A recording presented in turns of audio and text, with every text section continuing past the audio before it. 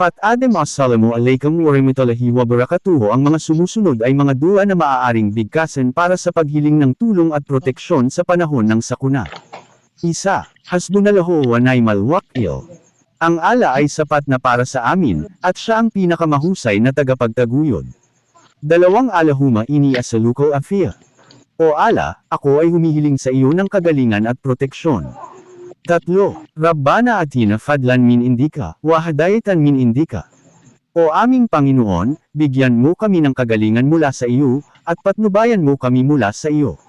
4. Allahumma akfini bihal alika anhar amika, wa anini bifadlika aman siwak. O Allah, gawin mo akong may sapat sa pamamagitan ng iyong mga pinahihintulutan, at gawin mo akong mayaman sa pamamagitan ng iyong kagalingan, at ilayo mo ako sa mga bagay na hindi ikaw. Ang mga dua na ito ay maaaring bigkasan upang humiling ng tulong, proteksyon, at kagalingan sa panahon ng sakuna. Shukran Ben.